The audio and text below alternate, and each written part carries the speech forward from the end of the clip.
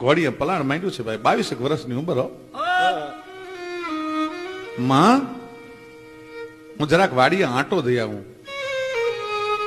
પણ પોતાની ઈ ગૂંથણી વાળી ઓરડાની જે જાળી છે એમાંથી પોતાના દીકરાને માથે એમ કહેવાય છે કે રાંગમાં થંભ દેવળ જશા પગ માંડે થોડા, છાતી બાપ ઢાલથી ચોડા, અને ખટરી શાને થેલ નખોરા, કોબા ધણી સમાપે ઘોડા.